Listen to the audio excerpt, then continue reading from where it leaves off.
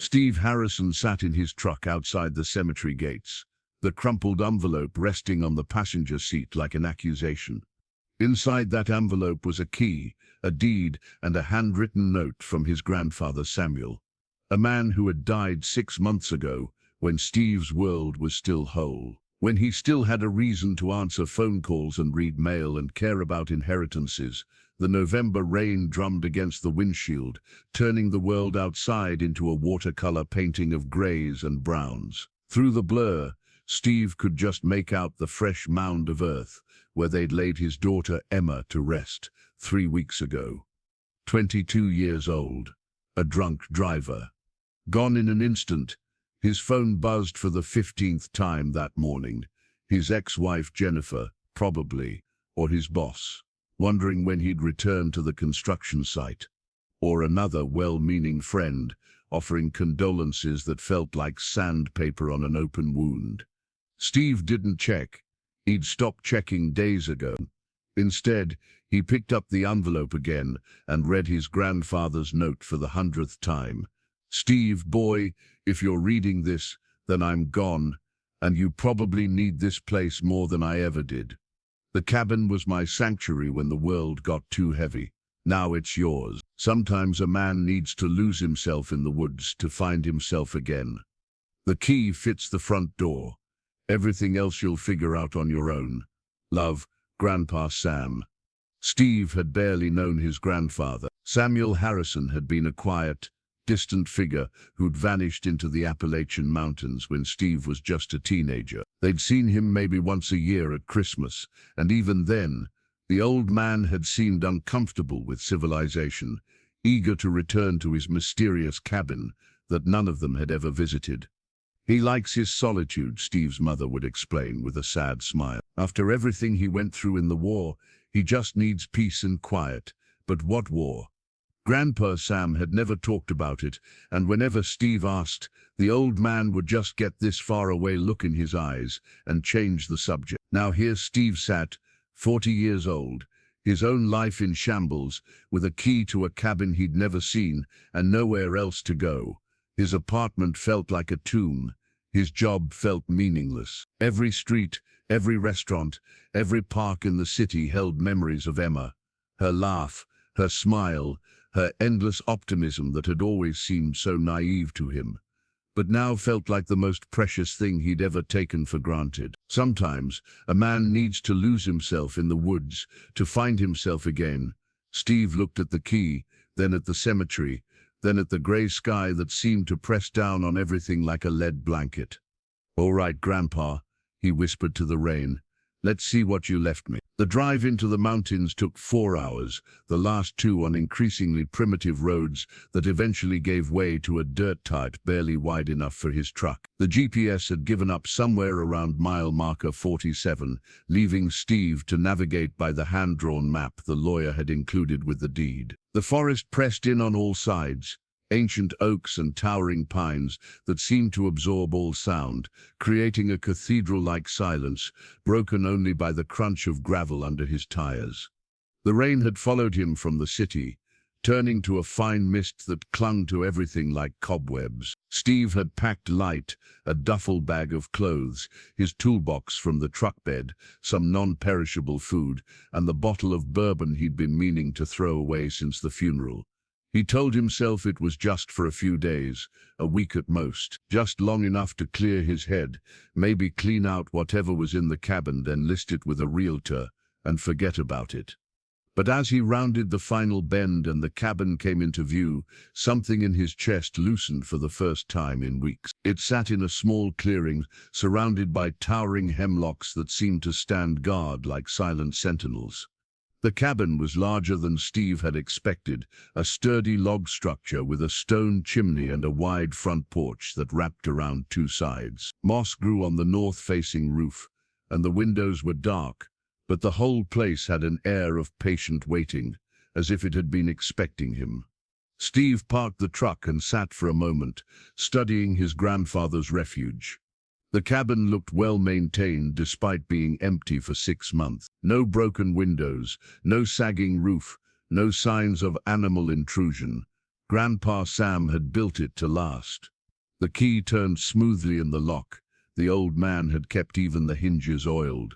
The door swung open on silence. The interior was exactly what Steve had imagined. Simple, functional, peaceful. A stone fireplace dominated one wall, flanked by built-in bookshelves crammed with volumes on everything from carpentry to philosophy.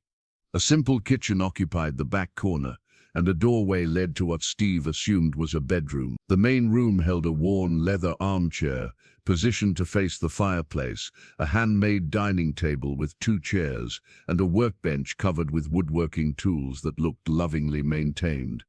But it was the floor that caught Steve's attention. Wide pine planks, hand-hewn and fitted together with the kind of craftsmanship that was rare, even in Steve's profession. The wood was dark with age and polish, and it occurred to Steve that these boards were probably older than he was, maybe older than his grandfather. He set his duffel bag down and walked slowly around the room, his footsteps echoing in the emptiness. Dust motes danced in the weak afternoon light, filtering through the windows. On the mantel above the fireplace, Steve found a photograph he'd never seen before, a young Samuel Harrison, maybe 20 years old, standing in front of this very cabin. But the cabin looked brand new in the photo, the logs still golden with sap. Steve did the math. His grandfather had been 84 when he died. In this photo, he was maybe 20. That meant the cabin had been here for over 60 years, possibly longer. "What were you doing out here all that time, Grandpa?" Steve murmured, touching the frame. The cabin didn't answer, but as Steve explored, he found more questions. The bookshelves held journals, dozens of them, all in his grandfather's meticulous handwriting. The bedroom closet contained old clothes, but also were those surveying tools and what looked like mining equipment. In the kitchen, Steve found the cabinets fully stocked with canned goods, the dates recent. His grandfather had been preparing the cabin for someone. For him, Steve realized with a chill, as if Samuel had known Steve would need this place, as if he'd known Steve's world would fall apart. Steve shook off the thought. Coincidence, nothing more. He spent the rest of the afternoon settling in, starting a fire in the fireplace, unpacking his meager belongings, trying to ignore the silence that seemed to have a weight here, a presence that was almost alive. City noises, traffic, sirens, voices had been the background music of his entire life. This quiet was unsettling. By evening, the fire was crackling cheerfully, and Steve had managed to heat up a can of soup. He sat in his grandfather's leather chair, his feet resting on the warm floorboards, and for the first time in weeks, he felt something other than crushing grief. Not happiness, not even peace, but possibility, maybe. The possibility that he might someday feel something again. He was reaching for one of his grandfather's journals when he heard it. A creak, not the settling of old wood or the cooling of the fireplace stones. This was different, deliberate, like footsteps, but not from above, from below. Steve froze, his hand halfway to the bookshelf. He held his breath and listened. There it was again, a definite creak, coming from somewhere beneath the cabin, as if someone or something was walking on floorboards directly under where he sat. His heart hammered.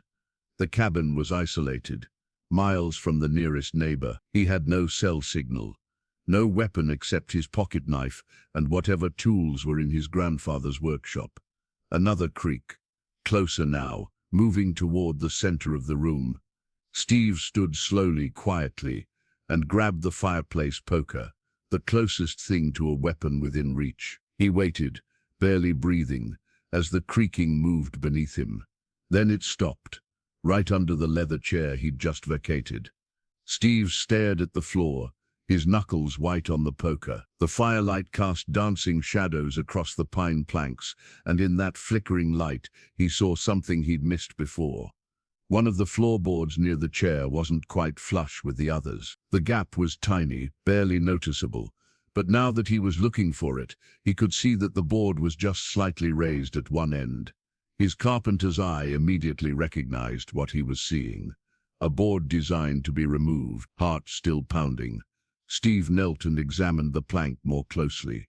Sure enough, there were faint chisel marks at the edges, where someone had carefully worked the board loose countless times. He worked his fingers under the raised end and pulled. The board came up easily, revealing a dark space beneath. But not just a crawl space or foundation gap. Steve grabbed his phone and turned on the flashlight, shining it into the opening.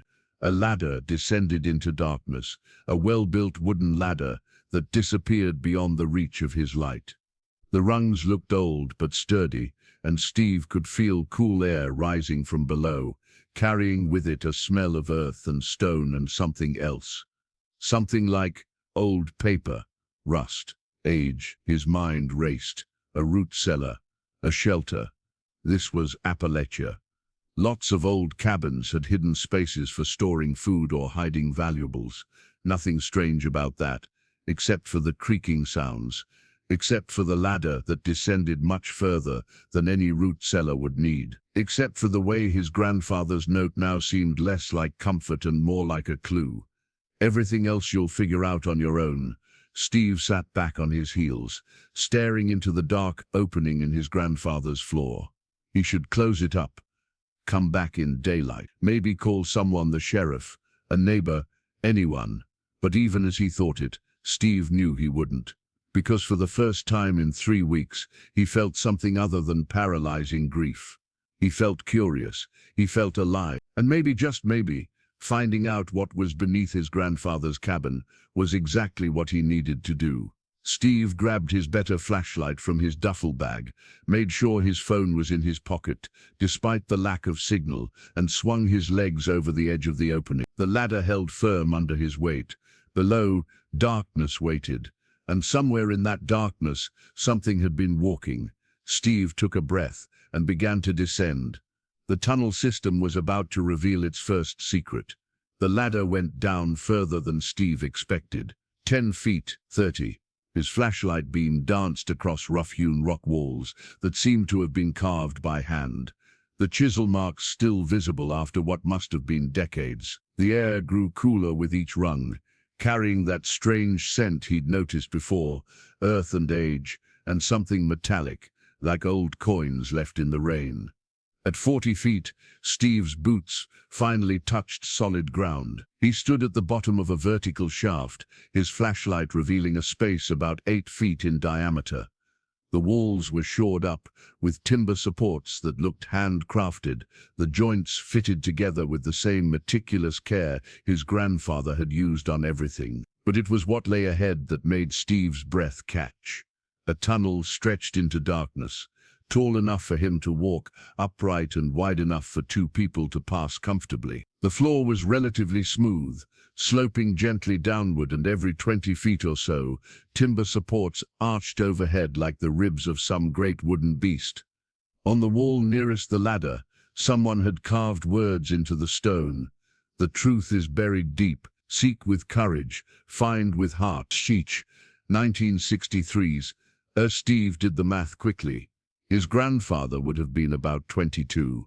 Young, strong, capable of digging a tunnel like this. But why? What truth was worth all this work? All these years of secrecy? Steve pulled out his phone and snapped a photo of the inscription, even though he knew he had no signal to send it anywhere. The act felt important somehow, like documenting evidence before stepping into the unknown. He started down the tunnel, his flashlight cutting a bright path through the absolute darkness. The silence here was even more profound than in the cabin above, a heavy, pressing quiet that seemed to absorb sound. His footsteps barely echoed, as if the earth itself was swallowing the noise. After about 50 yards, the tunnel opened into a larger chamber. Steve swept his flashlight around and stopped, stunned. The room was roughly circular, maybe 20 feet across, and the walls were lined with shelves carved directly into the rock. On those shelves sat dozens of glass jars, metal boxes, and what looked like old ammunition crates. A small table stood in the center, and on it lay a leather-bound journal, a kerosene lantern, and a photograph in a water-stained frame. Steve approached the table slowly, half expecting the journal to crumble at his touch. But when he picked it up, the leather was still supple, the pages intact. He opened it to the first entry, dated March 15, 1963. "I've made the decision. What I found in that old mine shaft changes everything. The letters, the artifacts, they tell a story no one would believe. A story about this land, about what happened here long before the cabin was built. I can't tell anyone, not yet, maybe not ever, but I can't let it be lost either. So I dig. Every night after work, I dig down, following the old passages, preserving what I find. Sarah thinks I'm crazy, spending all my time in the workshop. Maybe I am. But some truths are worth the madness. Sarah, Steve's grandmother, who died when he was just a boy. So she had known about the tunnel, or at least suspected something." He flipped through more entries, his grandfather's handwriting growing more urgent, more obsessed. April 3rd, 1963.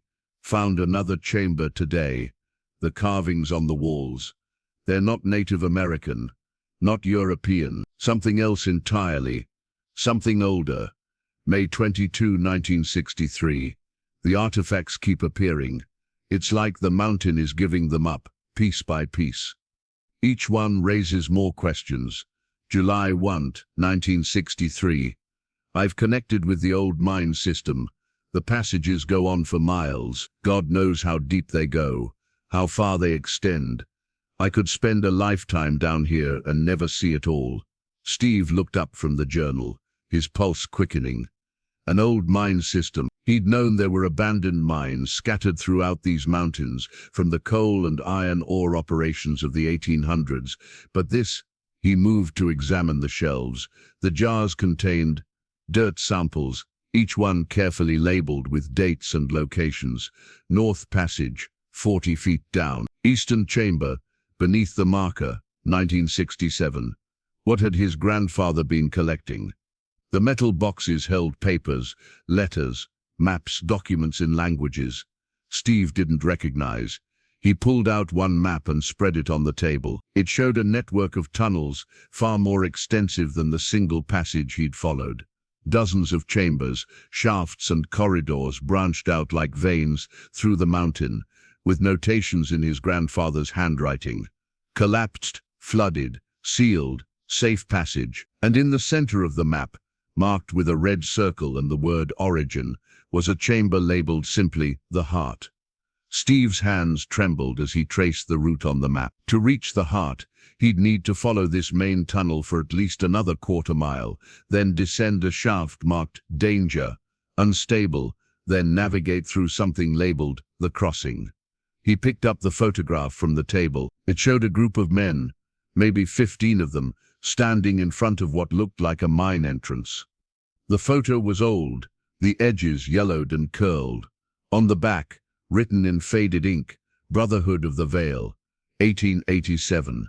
May their secret sleep eternal. Almost 80 years before his grandfather had started digging, Steve's mind raced.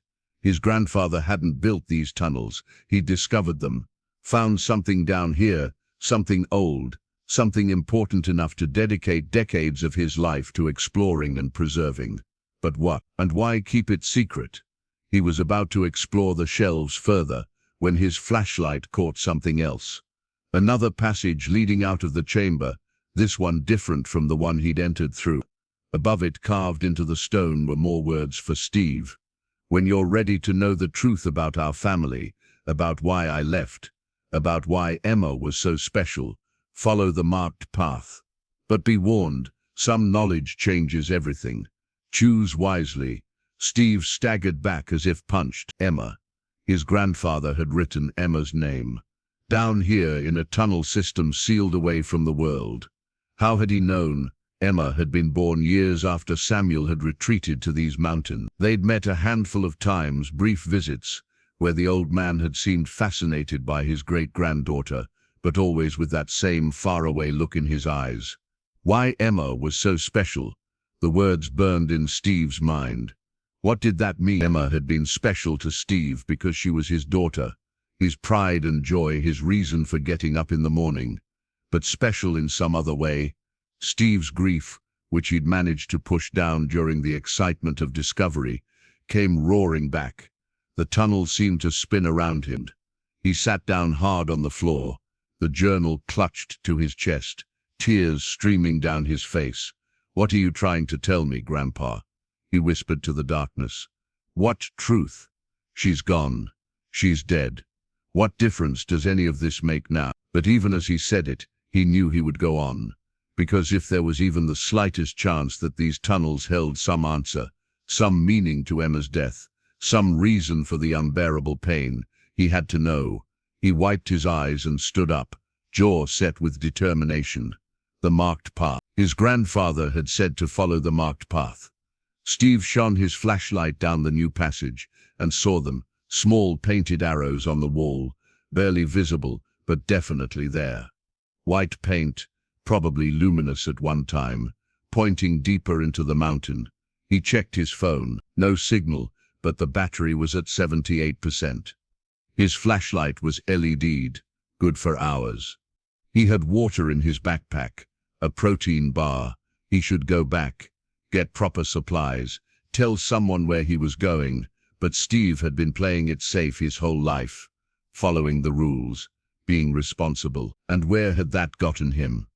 His daughter was dead. His marriage had failed. His life was empty. Maybe it was time to take a risk. "All right, Grandpa," Steve said to the darkness. "Show me the truth." He began to follow the arrows. Steve's hands trembled as he turned the pages of the impossible journal. His grandfather's handwriting, unmistakable, even in his shakiest moments, filled page after page with revelations that seemed to come from beyond the grave. "Steve, if you're reading this, then you've followed the path. You've chosen to know. I'm sorry for what I'm about to tell you, but you deserve the truth. The Harrison family has carried a burden for 7 generations, a gift that is also a curse. And Emma was the culmination of it all." Steve wiped his eyes and forced himself to keep reading. "It started in 1887, when my grandfather, your great-great-grandfather, Jonathan Harrison, was working these very mines. The coal company had us dig deep, deeper than was safe, chasing a vein of ore that the old maps suggested went on forever. On August 3rd, Jonathan's team broke through into a chamber that shouldn't have existed. What they found there defied explanation. Artifacts from a civilization that predated anything in the history books, symbols carved into crystal formations that seemed to glow with their own light, and at the center of it all, a pool of water so clear it looked like liquid glass. Jonathan was the first to drink from it. He said later that he couldn't help himself, that the water called to him, sang to him, promised him wonders, and wonder is exactly what he got. The next morning, Jonathan woke to find he could hear his infant son crying from 5 miles away. He could sense his wife's thoughts, feel her emotions as clearly as his own. Within a week, he discovered he could find anything that was lost, locate anyone who was missing, sense danger before it struck. He had been given the gift of finding. Steve stopped reading, his mind reeling. This was insane. Impossible.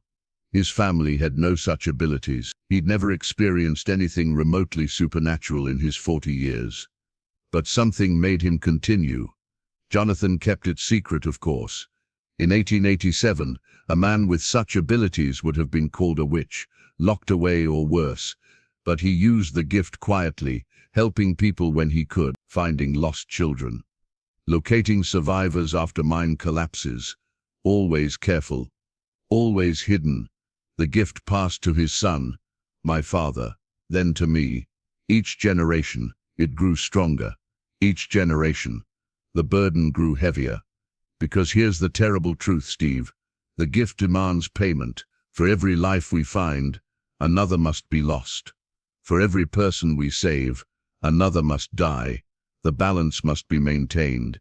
The water from that ancient pool gave us the ability to find, but it also bound us to the law of equivalent exchange. My father learned this the hard way. In 1945, he used his gift to locate a group of soldiers trapped behind enemy lines. 12 men saved. 12 others died in the rescue mission. He thought it was coincidence until it happened again and again. Every time he found someone else was lost. Steve's throat tightened. He thought of all the times his grandfather had disappeared, all the years of isolation. Had he been hiding from this gift, running from this curse? When the gift passed to me, I was 20. I just married your grandmother, Sarah. We were building this cabin, starting our life together. I was happy, Steve, truly happy. Then the voices started, the knowing.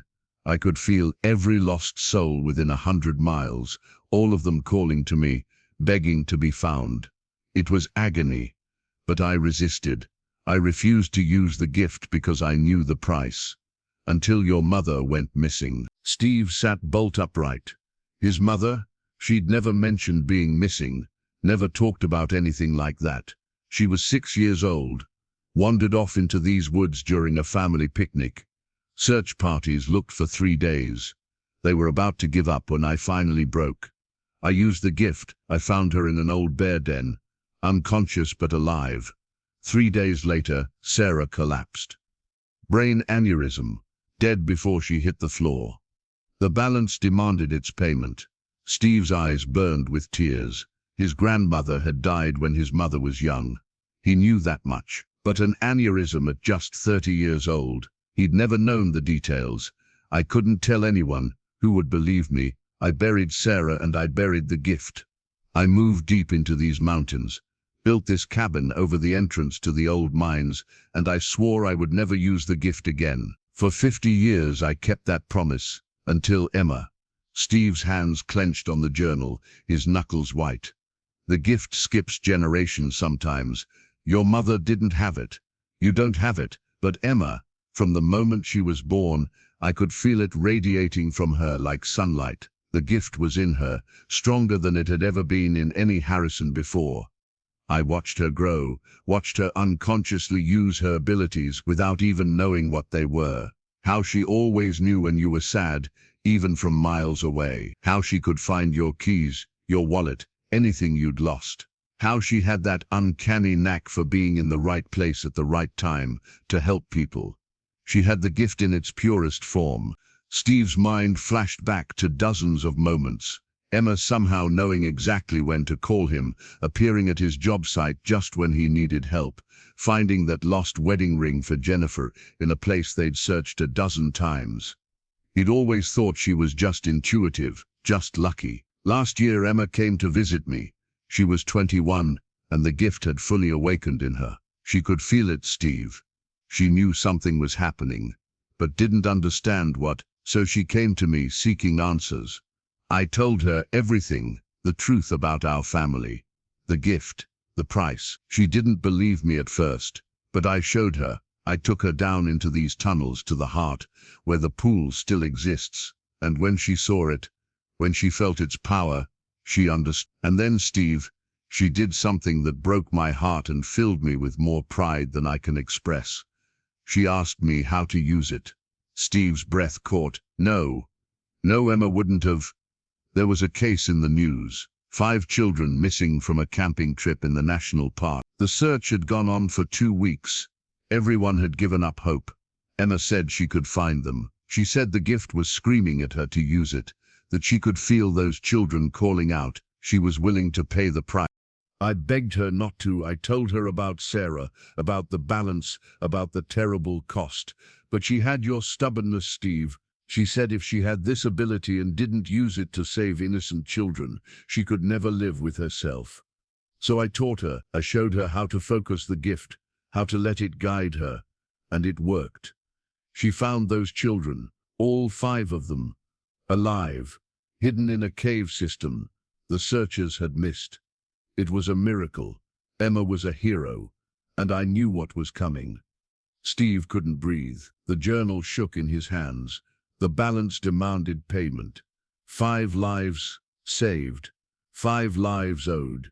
I thought I could cheat it.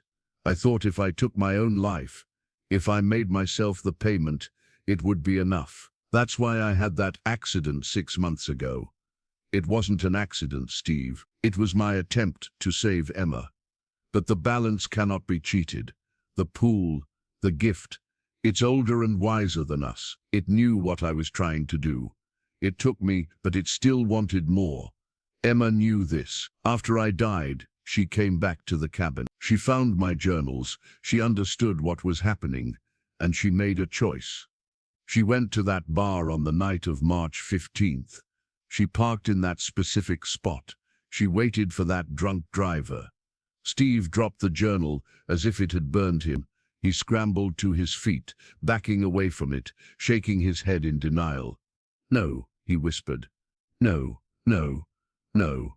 But the words were already written. The truth was already there. Emma hadn't died in a random accident. She had sacrificed herself to pay the balance for the children she'd saved, to fulfill the curse of the Harrison gift. Steve's legs gave out.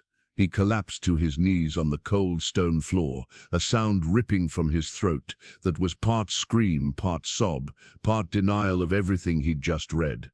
His daughter hadn't been taken from him. She had chosen to leave. The grief that had consumed him for weeks transformed into something else, something sharper, hotter, more terrible.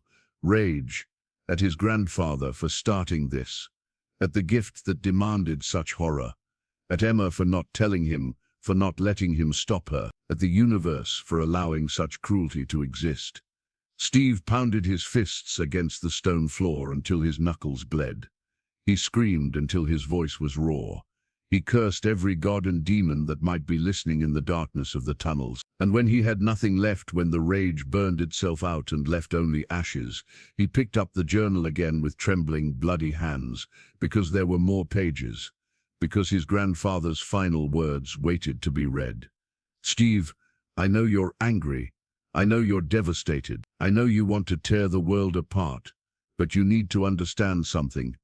Emma died saving 5 innocent children. She died a hero. She died with purpose and meaning and love. That's more than most people get. And she died knowing she was loved. She left you something. In the wooden box on the altar, you'll find letters. One for you, one for her mother, one for her friends. She wrote them the day before she died, knowing what was coming. Read yours. Let her speak to you one more time. And then, when you're ready, you need to make a choice. The gift is still here. The pool still exists. Deeper in these tunnels, in the chamber I marked as the heart.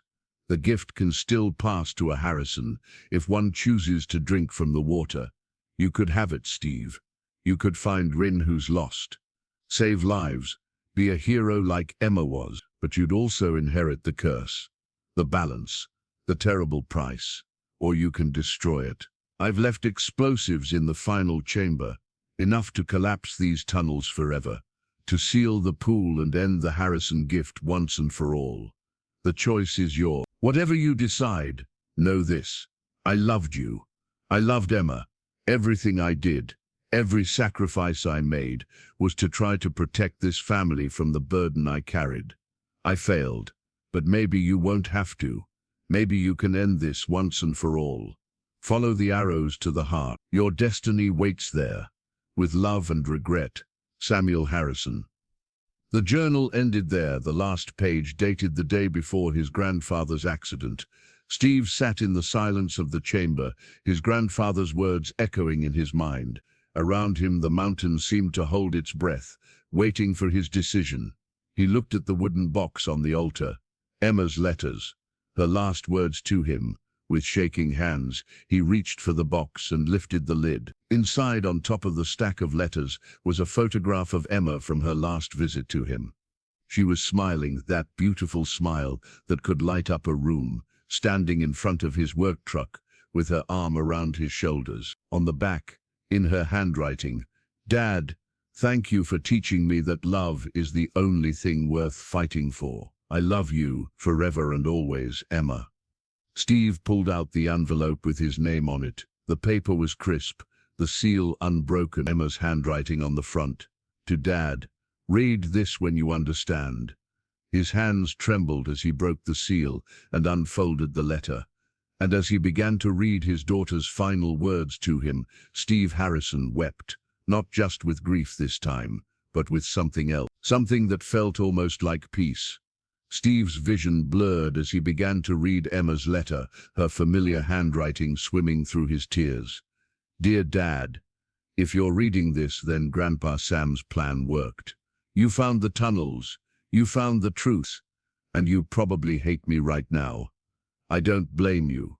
When I first learned about the Harrison gift, I was terrified, then angry, then, Dad, then I understood something that changed everything. You remember when I was 16 and you asked me what I wanted to be when I grew up? You were so worried because I kept changing my mind. Teacher, doctor, social worker, firefighter. You thought I was confused, directionless, but I wasn't confused, Dad. I just knew, deep down, that I wanted to help people. I wanted to save lives. I wanted to matter. The gift gave me that chance. Those 5 children, Mia, Jacob, Sophie, Lucas, and tiny Emma. Yes, one of them was named Emma too. Can you believe it? They were going to die in that cave. The searchers had given up. Their parents were planning funerals. I could feel them, Dad. I could feel their fear, their hunger, their hope fading. And I knew, he knew, that I could find them. So yes, I used the gift. And yes, I knew the price. Grandpa Sam tried to take my place. He thought his death would be enough. But the balance doesn't work that way. It wanted a Harrison who had used the gift. It wanted me. And here's the thing, Dad. I said yes. Not because I wanted to die. God, I wanted to live. I wanted to see you grow old, walk me down the aisle someday, meet your grandchildren. I wanted all of it. But I wanted those 5 children to live more. You taught me that, you know. Every time you came home exhausted from the construction site, but still helped me with my homework. Every time you donated to charity, even when money was tight. Every time you stopped to help a stranger change a tire or carry groceries. You taught me that being a good person sometimes means sacrifice. You taught me that love is action, not just words. You taught me that some things are worth dying for. So don't you dare feel guilty, Dad. Don't you dare think you failed me. You gave me everything I needed to make this choice. I died saving 5 innocent lives. I died making sure 5 sets of parents didn't have to feel what you're feeling right now. I died as a hero. How many people get to say that? I know you're in pain. I know the grief is crushing you. I know you're sitting in those tunnels right now, probably wanting to destroy everything, burn it all down. But I need you to listen to me, Dad. Really listen. The gift isn't evil. It's just power. And like all power, it's what you choose to do with it that matters. Grandpa Sam saw it as a curse because he lost Grandma Sarah. He spent 50 years hiding from it, running from it, letting it poison his life. But I saw it differently. Yes, there's a price. Yes, the balance is real and terrible. But Dad, 5 children are alive because I was willing to pay it. 5 families are whole because I said yes. That's not a curse, that's a gift of the highest kind. Now you have to choose. Grandpa left you instructions to destroy the pool, to end the Harrison gift forever. If you do that, no one will ever have to pay the price again. The curse dies with you, but so does the ability to save people, to find the lost, to be the miracle that someone desperately needs. Or you could embrace it. You could take the gift yourself. Use it wisely, carefully, always knowing the cost, but also knowing the good it can do. If you choose that path, Dad, here's what I need you to understand. Don't let it consume you like it consumed Grandpa Sam. Don't hide from the world. Don't spend your life in these tunnels. Live, Dad. Find love again. Be happy. And when someone truly needs finding, when a child is lost, when a life hangs in the balance, use the gift. Save them. And accept the price without regret. Because here's my final secret. The thing I couldn't tell you before. I'm not gone, Dad. Not really. The pool, the gift, it's connected to something bigger than we understand. When I died, when the balance took me, I felt something like I was joining all the other Harrisons who paid the price, like we're all part of something eternal, something beautiful. Grandma Sarah is here. Grandpa Sam is here now too. We're not suffering. We're at peace. We're together. And we're watching over you. So whatever you choose, that I'll be with you. In the wind through the trees around the cabin, in the sunrise over the mountains, in the quiet moments when you think of me and smile instead of cry. I love you, Dad. I love you so much it hurt. But it's a good hurt, like stretching sore muscles after a long run. It means I was here. It means I mattered. It means we had something real. Don't mourn me forever. Don't let my death define your life. Instead, live for both of us. Find joy again. Love again. Laugh again. And if you choose to use the gift, use it with love, not fear, with purpose, not guilt, with the knowledge that every life you save is worth the price, just like mine was. I died so 5 children could live. You live so my sacrifice means something. Deal, forever and always. Your Emma. Mom doesn't know any of this.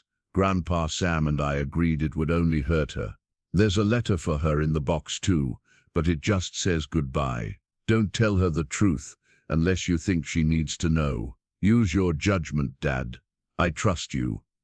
In the tunnel that leads to the heart, you'll find a chamber Grandpa called the memory room. He left something there for you. Go see it before you make your choice. It's important. Plus, I really, really love you, Dad. Thank you for being the best father any girl could ask for. I'm so proud to be your daughter. Steve read the letter 3 times, each word carving itself into his heart.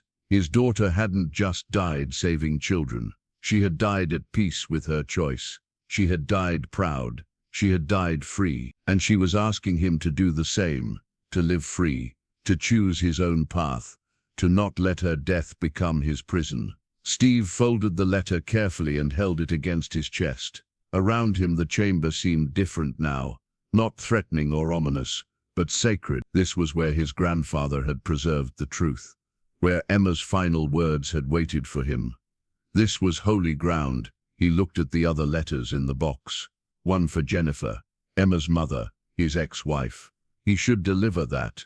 Emma deserved to say goodbye to her mother too. But first he had to see what Emma had mentioned. The memory room, his grandfather's final gift.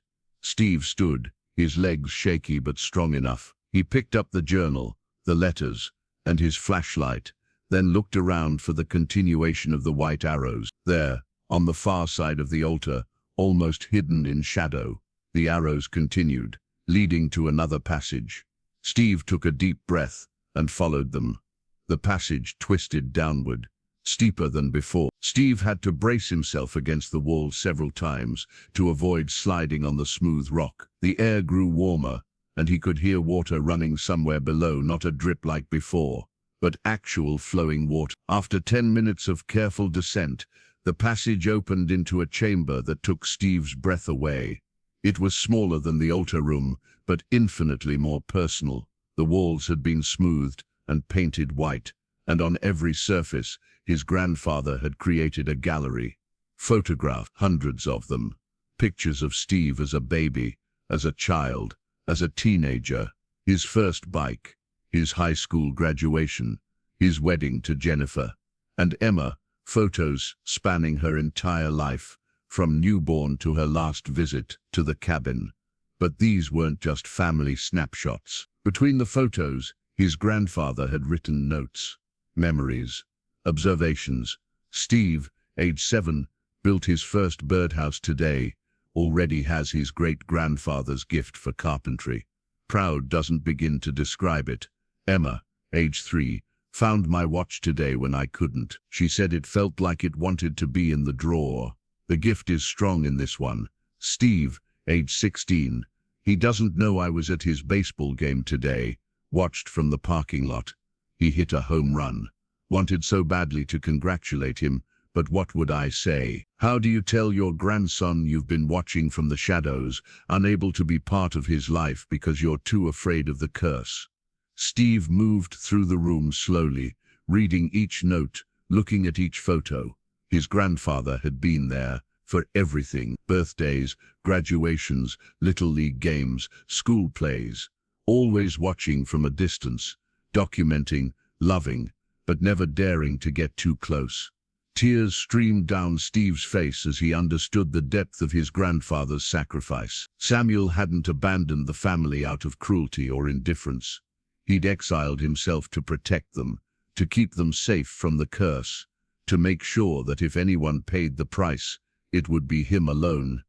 At the far end of the room stood a wooden frame, covered with a cloth. Above it, Samuel had written, "For Steve, the truth of love." Steve approached it slowly and pulled away the cloth. Beneath it was a mirror, but it wasn't his reflection Steve saw. The glass shimmered like water, and in its depths, images appeared. Emma, laughing with her mother at age 5. Steve teaching Emma to ride a bike, his hands steady on the seat as she found her balance. Emma's high school graduation, her face radiant with joy. The last camping trip, just the two of them, sitting by the fire as Emma asked him about his dream. And finally, Emma's last visit to the cabin, standing exactly where Steve stood now, looking into this same mirror, tears streaming down her face as she smiled and whispered, "I love you, Dad. This is my choice, my gift to the world." The images faded, and Steve saw his own reflection again, haggard, bloody-knuckled, tear-stained, but somehow more whole than he'd been in weeks. Below the mirror, a final note from his grandfather. "Steve, this mirror shows the truth of love. It shows that every moment we share, every sacrifice we make, every tear we cry, it all matters. Emma's death wasn't the end of her love for you. It was the ultimate expression of it. Now you must choose. Will you let that love inspire you, or imprison you? Will you honor her sacrifice by living fully, or dishonor it by dying slowly in your grief? The heart awaits, the pool awaits, your destiny awaits. Choose with love, not fear. Choose with hope, not despair. Choose as Emma would want you to choose. With eternal love, Grandpa Sam P.S. The explosives are real. So is the pool. Whatever you choose, I support you. We all do. The Harrisons who paid the price, we're all here. In the spaces between heartbeats, in the quiet moments, in the love that never dies. Choose your path, and know we'll be with you always. Steve stood before the mirror for a long time, watching his own reflection, feeling Emma's presence in the room like a warm embrace.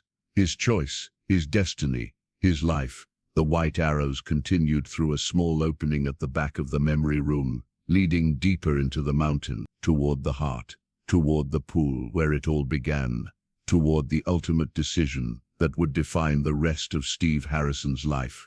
He took a deep breath, squared his shoulders, and stepped through the opening.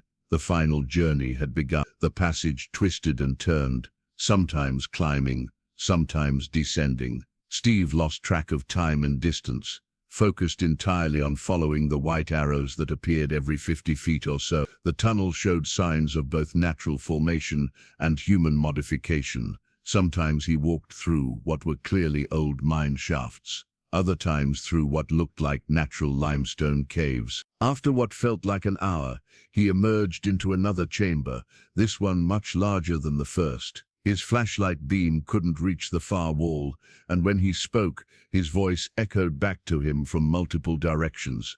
"Hello," he called experimentally. "Hello, hello," the echoes replied, each one slightly different in tone and timing. The ceiling here was high, maybe 50 feet up, and covered with stalactites that gleamed wetly in his light. Water dripped somewhere in the darkness, a rhythmic plink, plink, plink, that was both soothing and eerie. But it was what stood in the center of the chamber that made Steve's blood run cold. A structure, man-made, ancient.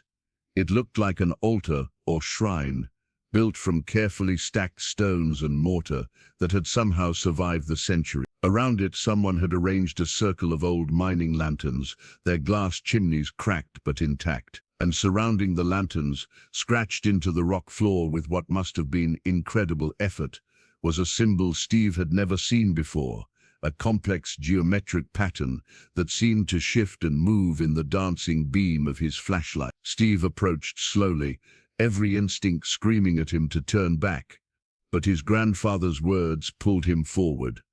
The truth about our family. On top of the altar lay three objects: a wooden box, ornately carved with the same symbol from the floor, a stack of letters tied with a faded red ribbon, and a leather journal newer than the others he'd seen, the cover embossed with recent dates.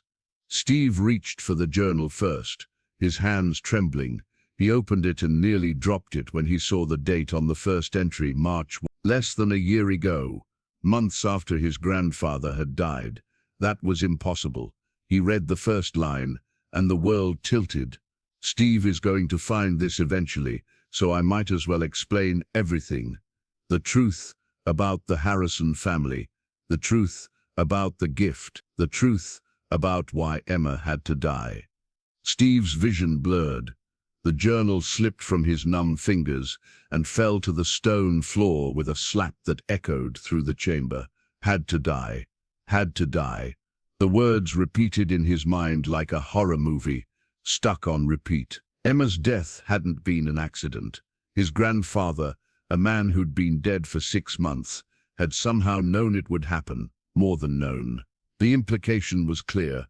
Steve stumbled backward, his breath coming in ragged gasps. This couldn't be real.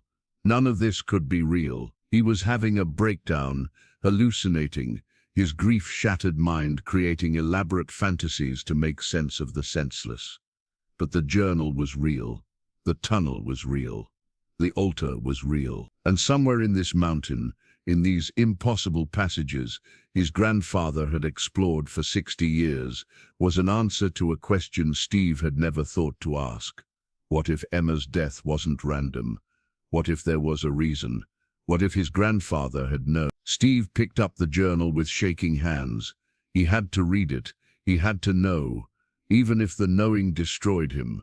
He sat down on the cold stone floor, his back against the altar, and began to read his dead grandfather's impossible words. And as he read, the mountain around him seemed to listen, holding its breath, waiting to see if Steve Harrison was ready for the truth. The truth that would change everything. The truth that his grandfather had warned him about. The truth that had been buried deep in these tunnels for over a century, waiting for the right person to find it. The passage beyond the memory room descended steeply, the walls gradually changing from worked stone to natural rock formations that glittered with mineral deposits. Steve's flashlight revealed veins of quartz and mica that caught the light like frozen lightning, turning the tunnel into a corridor of starlight. The sound of running water grew louder with each step, echoing off the walls in a symphony that was both soothing and eerie. The air grew warmer still, carrying a mineral scent that reminded Steve of hot springs, sulphurous and ancient. After nearly 20 minutes of careful descent, navigating around fallen rocks and across narrow ledges where one misstep would send him tumbling into darkness, Steve saw light ahead, not the beam of his flashlight reflected back. Real light, soft blue-green and pulsing gently like a heartbeat. He emerged from the passage into a cathedral of stone. The chamber was enormous, easily 100 feet across, and twice as high. The ceiling was lost in shadow, but stalactites hung down like the fangs of some primordial beast. Natural columns of flowstone connected floor to ceiling in places, creating pillars that looked almost intentionally architectural. But it was the center of the chamber that drew Steve's eyes and held them. The pool. It sat in a natural depression in the stone floor, perhaps 20 feet in diameter, perfectly circular, as if carved by intelligent design rather than geological chance. The water within glowed with that soft blue-green light, illuminating the chamber with an otherworldly radiance that seemed to pulse in rhythm with Steve's own heartbeat. Around the pool someone, his grandfather, Steve assumed, had arranged a circle of old mining lanterns, their glass chimneys intact but empty of fuel. Between the lanterns were objects, crystals, carved stones, metal artifacts that looked impossibly ancient, and what appeared to be offerings, flowers long since turned to dust, photographs, handwritten notes. Steve approached slowly, reverently, feeling like an intruder in a sacred space. The water in the pool was absolutely clear, so transparent that it took him a moment to realize he was looking at water at all, and not just a hole filled with light. The bottom was visible, smooth stone about 6 feet down, covered in what looked like symbols similar to those he'd seen carved throughout the tunnels. As Steve drew closer, he felt it. A pull. Not physical, but something deep, like the pool was calling to him, singing a song only his blood could hear. The sensation was intoxicating and terrifying in equal measure. He understood now why his great-great-grandfather Jonathan had been unable to resist drinking from it. The pull was almost irresistible, a magnetic force that promised power, understanding, purpose. Steve tore his gaze from the water and looked around the rest of the chamber. To the left of the pool, he saw what his grandfather had mentioned. Several wooden crates, stacked neatly, marked with faded lettering that read, "Danger, explosives, dynamite." The means to destroy this place forever. To the right of the pool, carved into the living rock, was a final message from his grandfather. The choice: drink, accept the gift, and its burden, save lives, pay the price. Walk the path Emma walked, but with wisdom she didn't live long enough to gaze destroy. End the Harrison curse forever. Let no one else pay the terrible price. Free all future generations from this burden. Walk away. Leave it sealed. Leave it hidden. Let the next generation choose, as I let you choose. There is no wrong answer, Steve. Only your answer. Whatever you decide, you are loved. You are forgiven. You are free. Steve sat down on the stone floor, his back against one of the natural columns, and stared at the glowing pool. 3 choices, 3 paths his life could take. He thought about Emma's letter, her words echoing in his mind. Use it with love, not fear. With purpose, not guilt.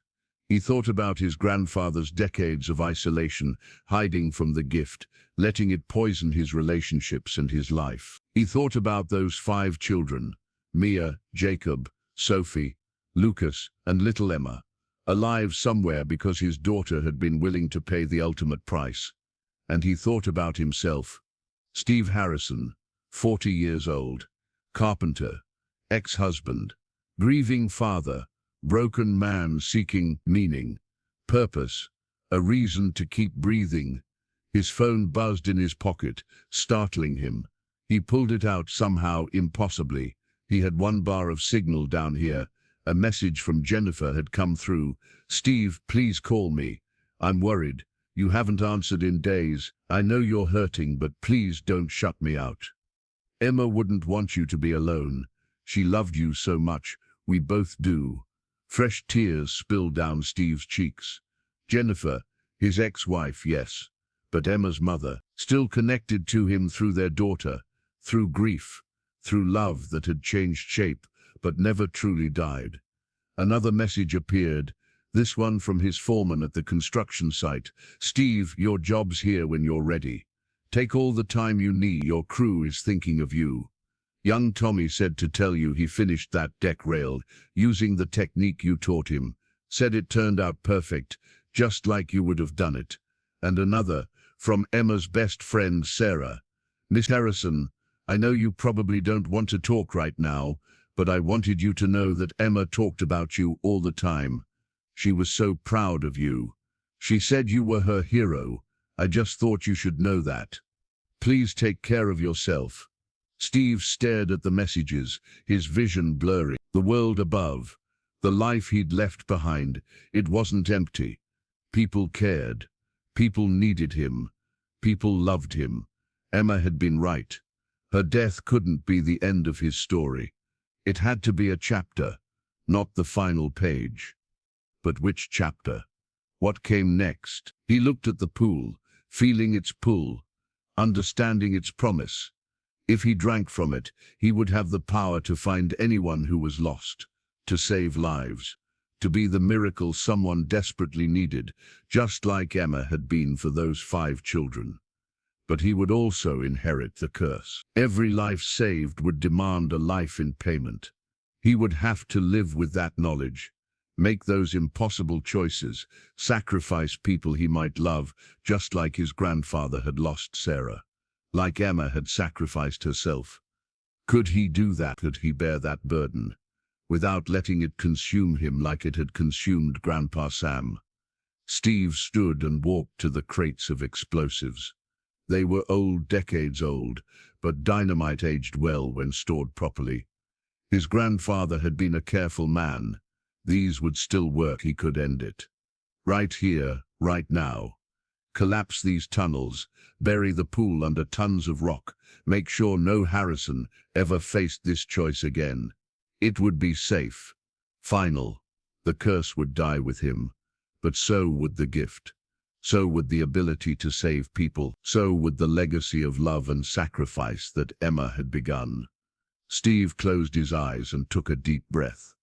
And in the silence of the chamber, lit only by the soft glow of the impossible pool, he heard Emma's voice. Not literally, he knew that, but the memory of it, so clear it might as well have been real. Dad, you always taught me that love is action, that being a good person means sacrifice. So what action will you take now?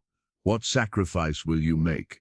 Will you choose fear or will you choose love? Steve opened his eyes and looked at the pool, then at the explosives, then at his phone, at the messages from people who cared about him, who needed him, who loved him. He thought about the rest of his life stretching ahead of him, 40 years old, still young enough to rebuild, to find purpose, to make a difference. What would Emma want him to do? No wrong question. What did he want to do? What did Steve Harrison, in the deepest part of his soul, believe was right? He walked slowly back to the pool and knelt at its edge, staring into the glowing water. His reflection looked back at him, older than he felt, worn down by grief, but still here, still breathing, still capable of choice. Emma, he whispered to the water, to the chamber, to whatever remained of his daughter in the spaces between heartbeats. I don't know if you can hear me. I don't know if any of this is real or if I've lost my mind, but I need to tell you something. His voice cracked, but he continued, I'm so proud of you. I'm so damn proud that you were willing to sacrifice yourself for those children. You died a hero just like you wanted. You mattered. You made a difference. He wiped his eyes with the back of his hand. But I can't be you, sweetheart. I can't make the same choice you made. I'm not that strong. I'm not that brave. Steve stood up and walked to the explosives. I'm going to end this. I'm going to destroy the pool, collapse these tunnels, make sure no one else has to face this terrible choice. No more gifts, no more curses, no more sacrifices. He picked up one of the crates, feeling its weight, knowing that once he set the charges, there would be no going back. I'm sorry if that's not what you wanted. I'm sorry if I'm taking the coward's way out, but I just can't bear the thought of someone else dying because of this gift. Not after losing you.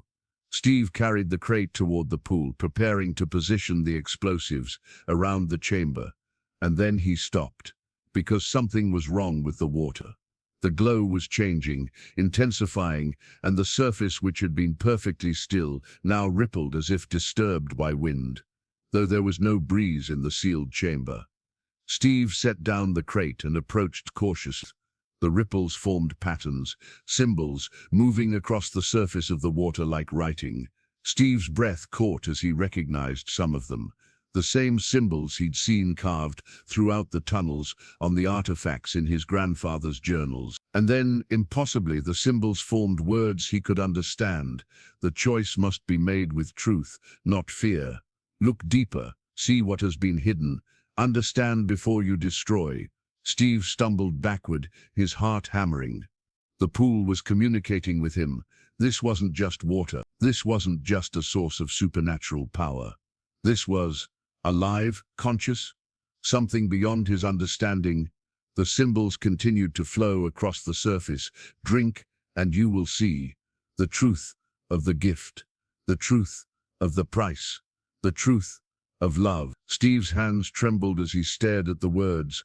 Part of him wanted to run, to grab the explosives and blow this whole chamber to hell before something even stranger happened. But part of him, the part that had followed the arrows this far, that had read his grandfather's journals and Emma's letter, that had driven to this cabin, seeking meaning in his grief, that part wanted to know, wanted to understand, wanted the truth. The surface of the pool became mirror still again, reflecting Steve's agonized face. "If I drink," he whispered, "if I accept the gift, will it show me, will I understand why this exists, why there has to be a price?" The water rippled once more, forming a single word. Steve looked at the explosives, then back at the pool. He had come here ready to destroy it all, but Emma had asked him to understand before choosing. His grandfather had told him to see the memory room before deciding. They had both wanted him to have the full truth before making this irreversible choice. And now the pool itself was offering to show him. Steve knelt at the edge of the water once more. His reflection stared back at him. A man at a crossroads, a father broken by grief, a soul searching for meaning. He had three choices, but to choose wisely, he needed to understand, needed to see what Emma had seen, needed to know what his grandfather had known. Steve cupped his trembling hands and dipped them into the glowing water. It was warm, almost hot, and it tingled against his skin like electricity. He lifted his hands, watching the water drip between his fingers, glowing with that otherworldly light. "Please," he whispered, "show me the truth, all of it. I need to understand." And then, before fear could stop him, before doubt could intervene, Steve brought his cupped hands to his lips and drank. The water touched his tongue, and the world exploded into light. The water burned and froze at the same time, racing down Steve's throat like liquid starlight. For a moment there was nothing but sensation, overwhelming, terrifying, impossible. Then the visions began. Steve fell backward, his body rigid, but he didn't feel the stone floor when he landed. He was no longer in the chamber. He was everywhere, everywhen. He saw through Jonathan Harrison's eyes in 1887, breaking through into this very chamber for the first time. Felt his great-great-grandfather's wonder as he discovered the pool, heard the song it sang, a melody of possibility, of power, of purpose. But deeper than that, Steve saw the truth. The pool wasn't evil, it wasn't a curse, it was a test. The vision shifted, and Steve found himself standing in a place that shouldn't exist. A realm between life and death, between matter and spirit. All around him stood figures made of light, and somehow he knew them. His ancestors, every Harrison who had paid the price. Grandma Sarah, young and beautiful, smiled at him with infinite compassion. His grandfather Samuel stepped forward, looking exactly as he had in his prime, strong and whole. And there, radiant with light that seemed to come from within, was Emma. "Dad," she said, and her voice was music, was joy, was everything he'd lost and found again. Steve tried to speak, but Emma shook her head gently. "Just listen. You need to understand." The realm around them transformed, and Steve saw the truth of the pool laid bare before him. It had been created millennia ago by a civilization that had learned a terrible secret. All power requires sacrifice. All creation requires destruction. All life requires death. This was the fundamental law of existence, the balance that sustained reality itself. But this ancient civilization had been wise. Rather than fight this law, they had created the pool as a way to harness it, to give humanity a choice. The gift of finding, of saving lives was real, but it came with understanding the price, accepting it, choosing it consciously rather than having it imposed by cruel fate. "Every death is a tragedy," Emma's spirit said, her light pulsing gently.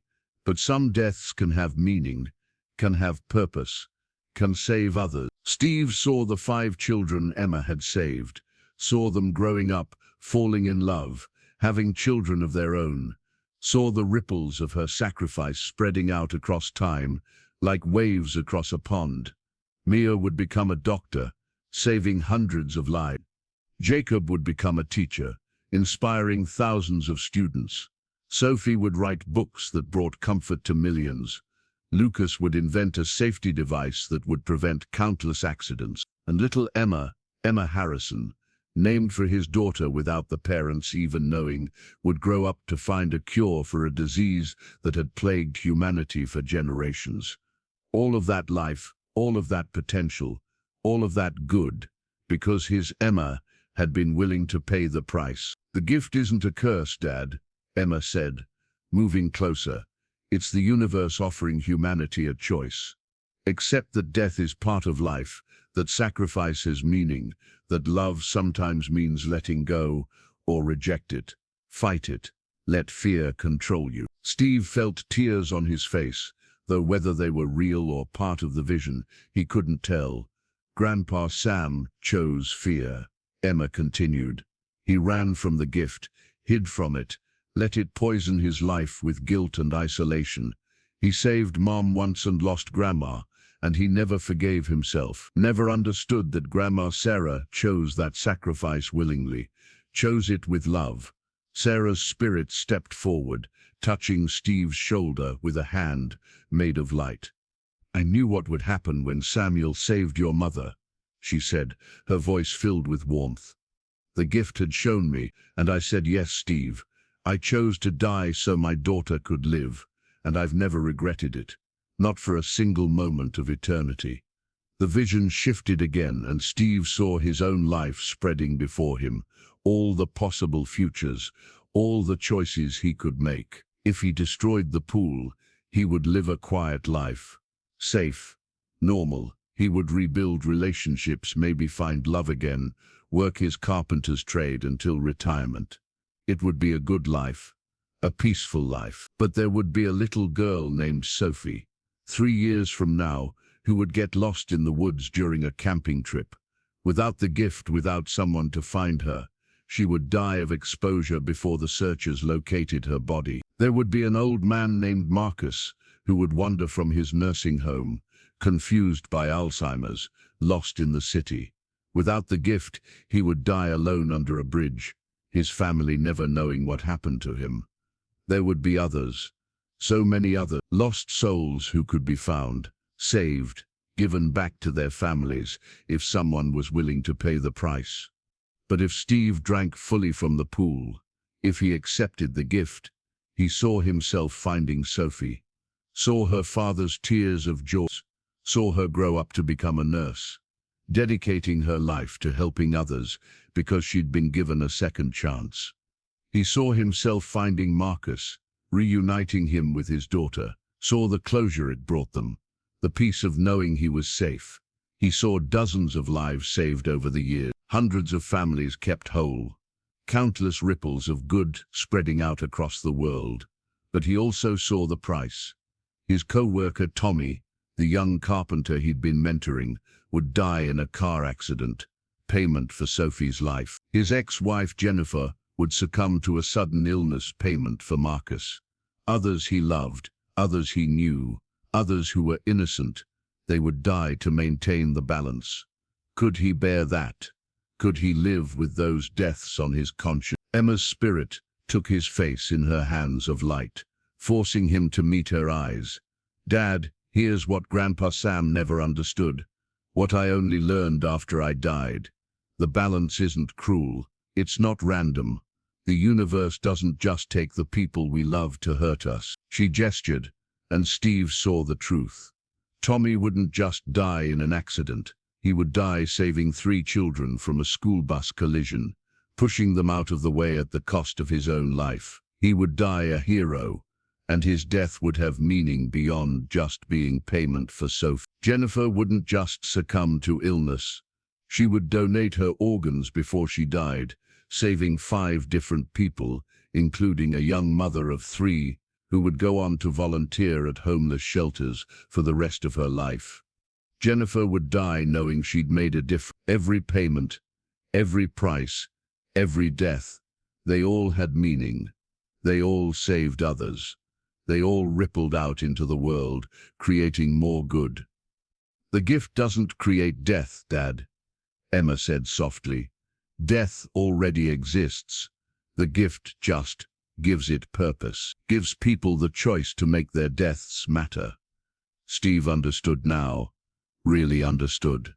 The Harrison gift wasn't about playing God, deciding who lived and who died. It was about being a catalyst, finding those who were lost, saving them, and trusting that the universe would take only those who were ready, only those whose deaths could create more life, more love, more good.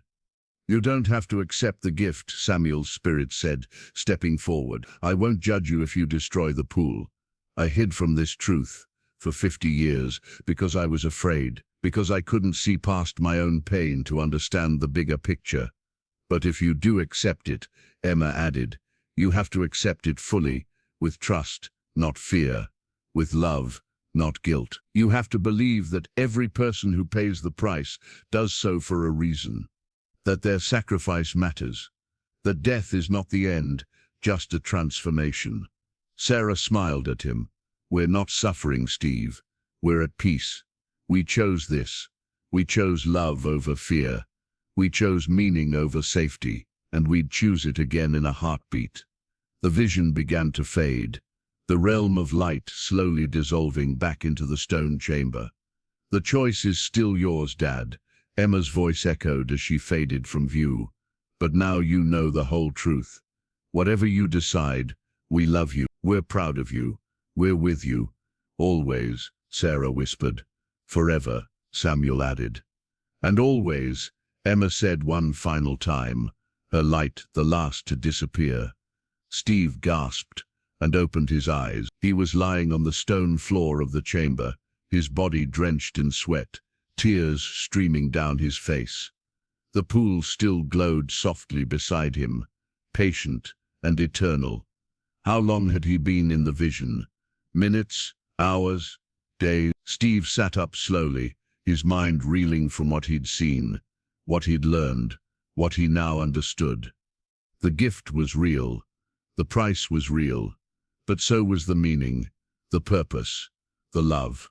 He stood on shaky legs and looked around the chamber with new eyes. The explosives still sat in their crates, waiting to end this forever. The pool still glowed, waiting for his choice. And Steve Harrison, 40-year-old carpenter, grieving father, broken man seeking redemption, he finally knew what he had to do. Not because of fear, not because of guilt, but because of love. Steve walked to the pool and knelt beside it once more. He could feel the gift now, thrumming in his veins, awakening in his blood. The single sip he'd taken had already begun the transformation.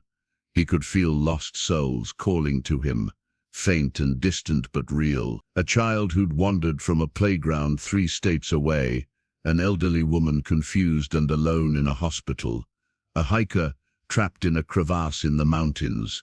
They were lost, and they could find them. If he was willing to pay the price. Steve thought of Emma, radiant and at peace, her sacrifice creating ripples of good across the world. He thought of Sarah, choosing death to save her daughter without hesitation or regret. He thought of all the Harrisons who had paid the price, all of them together, in that realm of light, at peace, fulfilled, their deaths meaningful. And he thought of himself, not the broken man he'd been when he arrived at this cabin, but the man he could become, the man Emma believed he was, the man who could honor her sacrifice by living fully, loving deeply, and using the gift wisely. Steve stood and walked away from the pool. He moved to the explosives and carefully, methodically, began carrying them to the passage that led back to the memory room. Box by box, he removed them from the heart chamber, storing them safely in a side tunnel where they could remain but wouldn't threaten the pool, because he wasn't going to destroy it, but he wasn't going to abuse it either. He would use the gift sparingly, carefully, only when absolutely necessary, only when a life truly hung in the balance, and there was no other way. He would live his life above ground, rebuild his relationships, find joy again, He would work his carpenter's trade, honor Emma's memory by living the full, love-filled life she'd wanted for him. And when someone truly needed finding, when a child was lost, when hope was fading, when a miracle was required, he would descend into these tunnels, kneel by the pool, and use the gift.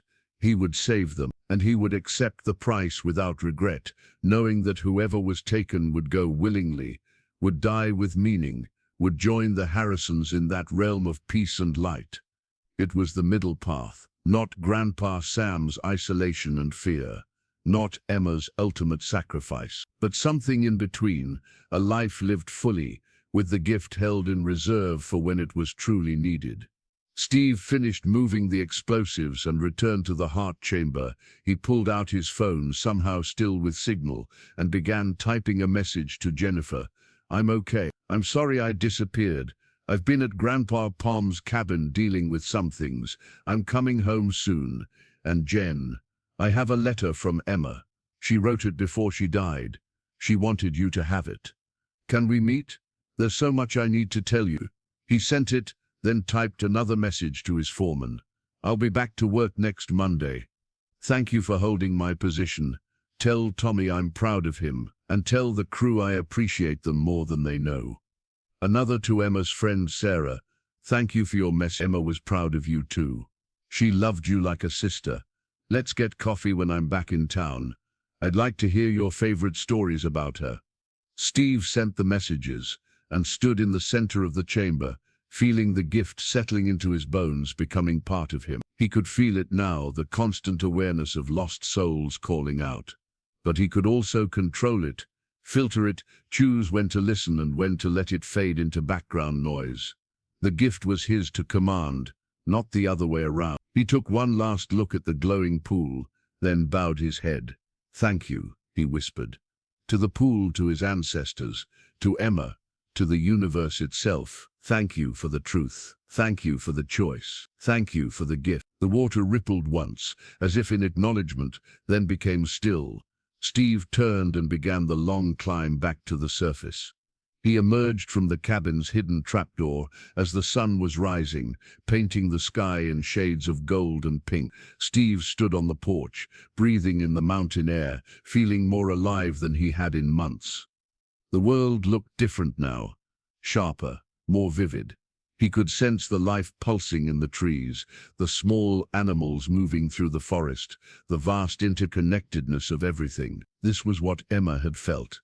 This awareness, this connection, this love. Steve spent the day cleaning the cabin, organizing his grandfather's journals, and preparing to return to civilization. He would keep the cabin, he decided. It would be his sanctuary, his retreat. The place he would come when he needed to use the gift or simply to feel close to the family legacy.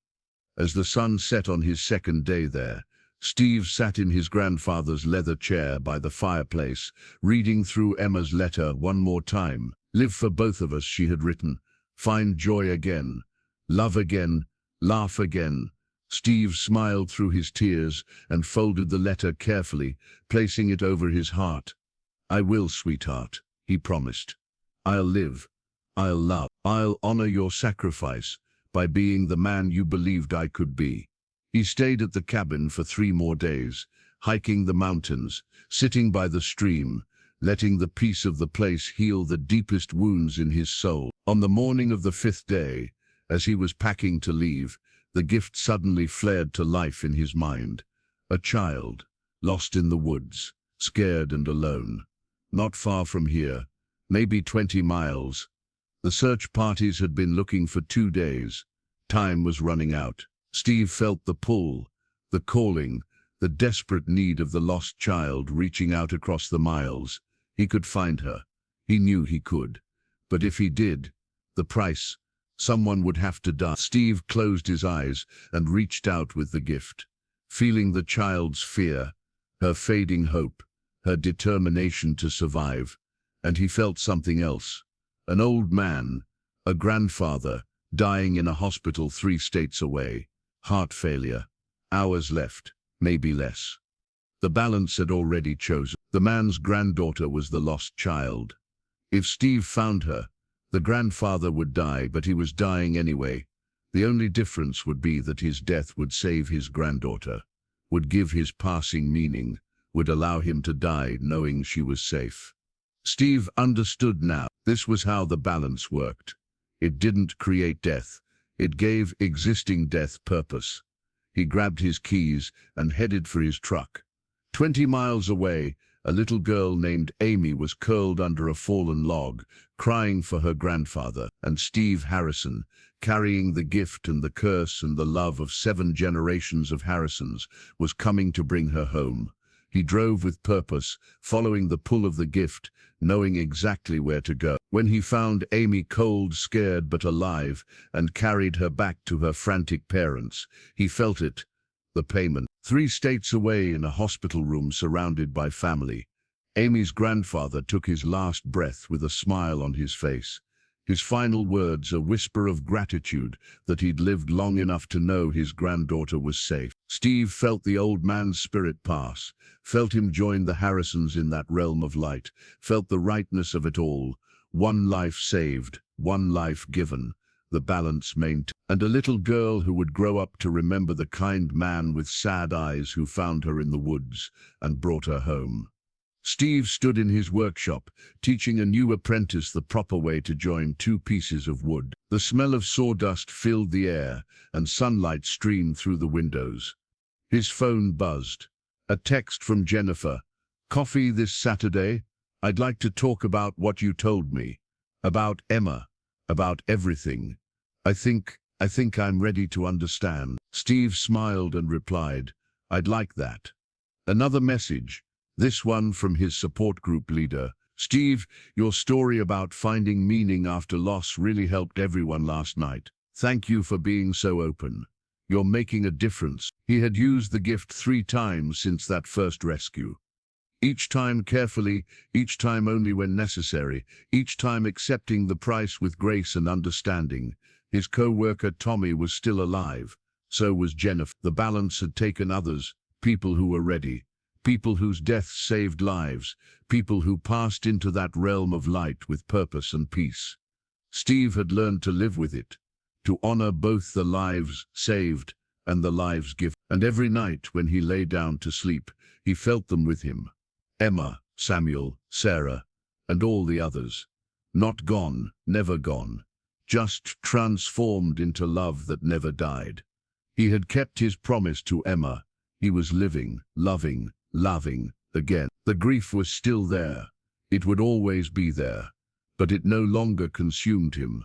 It had become part of who he was, woven into the fabric of his soul, like thread into cloth.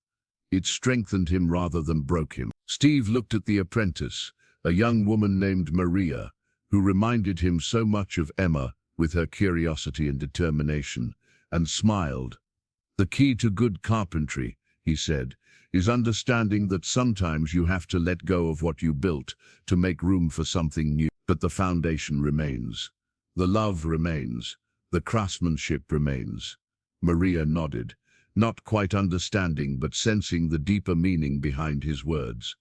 Steve returned to his work, his hands steady and sure, building something beautiful from raw materials. Outside, the wind chimed through the trees, and for just a moment, Steve could have sworn he heard Emma's laughter carried on the breeze. He smiled and whispered, "I love you too, sweetheart." And somewhere, in the spaces between heartbeats, in the quiet moments where love lives eternal, Emma smiled back.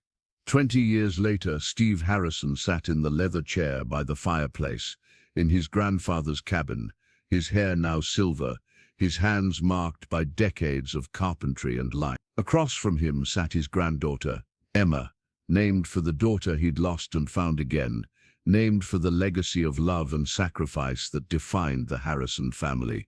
She was 18, and the gift had awakened in her. "Grandpa," she said, her voice trembling, "I can feel people calling to me, lost people, people who need help. What's happening to me?" Steve looked at his granddaughter, so much like her namesake, so full of courage and compassion, and smiled gently. "Let me tell you a story," he said, "about a gift that is also a curse. about sacrifice and love, about a choice that every Harrison must make. And as the fire crackled and the mountain wind sang through the trees, Steve Harrison told his granddaughter the truth. The truth about the pool beneath the cabin, the truth about the price of saving lives, the truth about love that transcends death. And when he was done, when young Emma sat wide-eyed and trembling with the weight of understanding, Steve stood and walked to the trapdoor hidden beneath the floorboards. "The choice is yours," he said, echoing the words his grandfather had left for him. "There is no wrong answer, only your answer." Young Emma stood, her jaw set with determination that reminded Steve so much of her namesake it made his heart ache with love. "I want to see it," she said. "The pool. I want to understand." Steve nodded and opened the trap door, revealing the ladder descending into darkness. "Then let's go," he said. Together, grandfather and granddaughter descended into the tunnels, following the white arrows that had guided so many Harrisons before them, moving toward the heart where choices were made and destinies were forged. Behind them in the cabin bathed in firelight, Emma's letter to her father remained where Steve kept it, tucked inside his wallet, against his heart, a reminder of love that never dies. The last line visible through the worn paper: "Forever and always, Dad. Live well, love deep, find the light even in the darkest places. I'm so proud to be your daughter."